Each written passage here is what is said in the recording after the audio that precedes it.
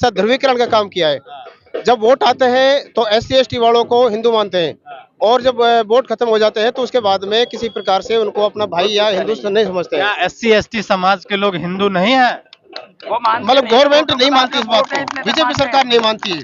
क्यों बीजेपी सरकार क्यों नहीं मानती है? क्योंकि बाबा साहब के द्वारा दिए गए संविधान का वो हनन कर रही है, और बाबा साहब ने जो लोकतंत्र दिया है वो लोकतंत्र की हत्या कर रही है। और आने वाले समय में भी शायद 2024 में यदि बीजेपी सरकार दोबारा आ जाती है तो यहाँ पर मनुवाद प्रारंभ हो जाएगा। प्रधानमंत्री का कोई सबूत नहीं है वो किस समाज से आ रहे हैं। एक मिनट, प्रधानमंत्री जी का कोई सबूत नहीं है कि किस समाज से वो। लेकिन आप अभी देखिए कि 28 मई 2023 को जो संसद में उद्घाटन हुआ था, उस समय संसद के अभिनंग होते हैं 3, राज्यसभा, लोकसभा और राष्ट्रपति। लेकिन राष्ट्रपति जी को नहीं बुलाया गया क्योंकि राष्ट्रपति ऐसी की थी, इसलिए उनको नहीं बुलाया गया। तो बीजेपी वाले जो है वो हिंदुओं के रूप में केवल वोट के टाइम पे मानते हैं SC ST वालों को, बाकी नहीं मानते कभी भी। इस बार राजस्थान में किसकी सरकार आने जा रही है? राजस्थान में यशस्वी अशोक गहलोत जी ने इतने विकास किए हैं जिनको अगर सुबह से शाम तक गिनाया जाए तो पूरा नहीं कर सकते। जैसे फॉर योर एग्जाम्पल, मतलब 1 करोड़ 4 लाख को मतलब गैस का सिलेंडर 500 रुपए में दिया जा रहा है। और चिरंजीवी योजना के तहत जो आज आदमी इलाज नहीं करवा सकता था उसको 25 लाख रुपए का मतलब इलाज फ्री कर दिया उसने। मतलब इसके बाद में जो दुर्घटना बीमा था उसको 5 लाख से बढ़ाकर यानी और 10 लाख कर दिया। मतलब इसके अलावा मतलब जो पुरानी पेंशन थी हमारी कर्मचारियों की, जो दूसरी सरकार ने बंद कर दी और ये अशोक गहलोत ने उसको दोबारा से लागू कर दिया। मतलब तो अशोक गहलोत जी ने राजस्थान के अंदर इतना जबरदस्त विकास किया है।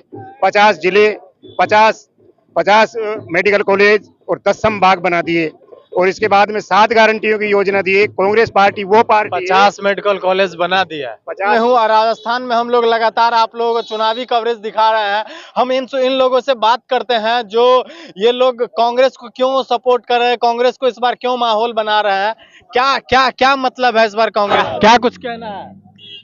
कांग्रेस पार्टी अपने आप में एक राष्ट्रीय पार्टी है और जो बहुत पुरानी पार्टी है, तो सबको साथ लेकर सबका साथ सबका विकास एक कांग्रेस का ही नारा है। बाकी जो बीजेपी है वो जातिवाद पे भाई को भाई से लड़ा करके समाज में कौन सी जातिवाद, कैसी जातिवाद, थोड़ा बता पाएंगे? धर्म के नाम पे हिंदू मुस्लिम वो अपने स्वार्थ के लिए कुछ भी कर सकते हैं। कांग्रेस पार्टी हर वर्ग को, पिछड़े को, अगड़े को, गरीब को, दलित को, शोषित को, ST OBC सबको साथ लेकर चलती है। सबका साथ सबका विकास कांग्रेस एक।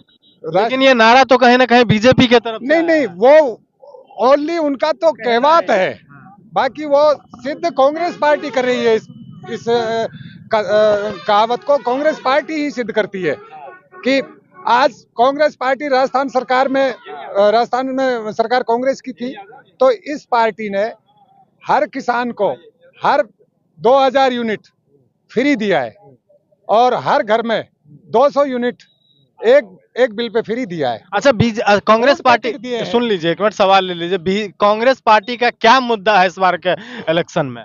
कांग्रेस पार्टी का मुद्दा सिर्फ और सिर्फ विकास है। विकास के आधार पर वोट मांगते हैं।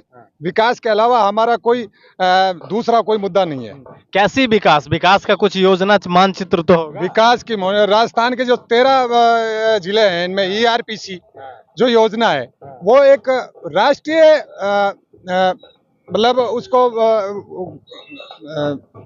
मुद्दा था, लेकिन बीजेपी उसको राष्ट्रीय मुद्दा न घोषित करके और राजस्थान के लिए छोड़ दिया। तो राजस्थान सरकार पे सीमित संसाधनों से ERPC को हमारे 13 जिलों जिसमें अलवर भी शामिल है, तो सिंचाई का पानी का एक बहुत बड़ा मुद्दा है। पीने का पानी नहीं है, सिंचाई की व्यवस्था नहीं है, तो वह व्यवस्था जो ERPC है वो राजस्थान में लागू होगी। ये मुद्दे हैं। हर आदमी को उसका विकास कांग्रेस में ही नजर आता है, इसलिए हम कांग्रेस पार्टी को सपोर्ट करते हैं, कांग्रेस को वोट। अच्छा, बीजेपी से आप लोगों को नाराजगी क्यों दिख रही है? नहीं, क्या मेन वजह क्या हो? सुनो, मेन वजह आप एक बात का जवाब दे दीजिए। आप बहुत बुद्धिजीवी वर्ग हैं। क्या बीजेपी राजस्थान में मुसलमान वोटर नहीं है क्या? बिल्कुल है। मुसलमान कैंडिडेट नहीं है क्या? बिल्कुल है। क्या राजस्थान में बीजेपी का इतना मुसलमान का इतना हक नहीं है कि 2 4 5 टिकट दे दें? देना चाहिए। तो ये एक सीधा सा एक आरोप है। कांग्रेस पार्टी कहीं इस तरह के भेदभाव नहीं करती। दलित को भी टिकट देती है, ST को भी देती है, OBC को भी देती है, मुसलमान को भी देती है, बनिए को भी देती है, ब्राह्मण को भी देती है। हर जाति वर्ग को टिकट देती है। लेकिन एक मुस्लिम नेता है असुद्दीन ओवैसी, वो तो कहती है कि ना हमारे लिए कांग्रेस पार्टी सही है और ना ही बीजेपी, और आप तो कह रहे हैं कि बीजेपी के हमारे पक्ष में लेती है। नहीं नहीं, देखो वो उनका उनका अलग सिस्टम है, वो बीजेपी का उनका क्या संबंध है वो जाने, लेकिन हमारी जो रीति नीति है हम अनाज फ्री दे रही है कि सिलेंडर पे 500 की सब्सिडी वो मिल रही है, 500 में सिलेंडर मिल रही है। सरकार से वो केस खत्म करवाएं, इससे बड़ा और क्या करेंगे वो। अच्छा एक सवाल ले लीजिए, इधर देखिए, एक सवाल बताइए, प्राइवेटाइजेशन से दिक्कत है कि नहीं? देखिए भाई साहब, सबसे पहली बात मैं कह रहा हूँ कि मैं ऐसी समाज से बिलोंग करता हूँ और बीजेपी सरकार ने हमेशा ध्रुवीकरण का काम किया है। जब वोट आते हैं तो SC ST वालों को हिंदू मानते हैं और जब वोट खत्म हो जाते हैं तो उसके बाद में किसी प्रकार से उनको अपना भाई या हिंदुस्तान नहीं समझते हैं। क्या SC ST समाज के लोग हिंदू नहीं है? मतलब गवर्नमेंट नहीं मानती इस बात को, बीजेपी सरकार नहीं मानती है। क्यों बीजेपी सरकार क्यों नहीं मानती है? क्योंकि बाबा साहब के द्वारा दिए गए संविधान का वो हनन कर रही है और बाबा साहब ने जो लोकतंत्र दिया है वो लोकतंत्र की हत्या कर रही है। और आने वाले समय में भी शायद 2024 में यदि बीजेपी सरकार दोबारा आ जाती है तो यहाँ पर मनुवाद प्रारंभ हो जाएगा हिंदू ध्यान के अंदर। लेकिन आप जो कह रहे हैं जिस मनुवाद को लेकर के, तो प्रधानमंत्री भी तो OBC समाज से आते हैं, वो भी बाबा साहब को मानते हैं। देखिए प्रधानमंत्री का कोई सबूत नहीं है वो किस समाज से आ रहे हैं। एक मिनट, प्रधानमंत्री जी का कोई सबूत नहीं है कि किस समाज से वो। लेकिन आप अभी देखिए कि 28 मई 2023 को जो संसद में उद्घाटन हुआ था, उस समय संसद के अभिन्न अंग होते हैं 3, राज्यसभा, लोकसभा और राष्ट्रपति। लेकिन राष्ट्रपति जी को नहीं बुलाया गया क्योंकि राष्ट्रपति SC की थी, इसलिए उनको नहीं बुलाया गया। तो बीजेपी वाले जो है वो हिंदुओं के रूप में केवल वोट के टाइम पे मानते हैं SC ST वालों को, बाकी नहीं मानते कभी भी। अच्छा एक कांग्रेस का एक नेता है कन्हैया कुमार, वो कहते हैं कि हमें प्राइवेटाइजेशन से दिक्कत नहीं है, लेकिन आप लोग कह रहे हैं कि मतलब कांग्रेस पार्टी आनी चाहिए। वो भी आएंगे सत्ता में तो प्राइवेटाइजेशन करते जाएंगे। फिर देखिए कांग्रेस पार्टी जो रही है, कांग्रेस ने जो हमारे साथ किया है वो शायद कोई पार्टी नहीं कर पाएगी, नहीं भूतों ने भविष्य। सवाल सही कह रहे हैं, वो उनका कहने का मतलब ये है प्राइवेटाइजेशन हो, किंतु जो कंपनियां बने उसमें स्थानीय लोगों को सभी को रोजगार मिले। प्राइवेट वाले रोजगार का आरक्षण दें संविधान के अनुसार, वो इसलिए कह रहे हैं। आरक्षण तो प्राइवेटाइजेशन में अभी नहीं है ना, आरक्षण तो सरकारी कैडर नहीं है। वो उनका प्राइवेटाइजेशन कर देगा तो सारी संस्थाएं खत्म हो जाएगा, रिजर्वेशन खत्म हो जाएगी। रिजर्वेशन आप सपोर्ट कर रहे हैं, अब भी कर रहे हैं भाई साहब, कौन सा नहीं कर रहे बताओ। और अब इनने क्या किया है, रेल बेच दी, एयरप्लेन बेच दिए, लाल किला तक बेच दिया। वही बात तो मैं भी कह रहा हूँ कि वो भी कांग्रेस पार्टी भी सत्ता में आएंगे तो बेचते जाएंगे, क्योंकि उनका नेता ऐसा बयान दे रहा है। सहकारीकरण किया है, नहीं कि प्राइवेटाइजेशन, सहकारीकरण किया है, सहकारी समितियां बनाई हैं। ये प्राइवेट एक आदमी को नहीं दिया, जहाँ अडानी को अंबानी को नहीं दिया।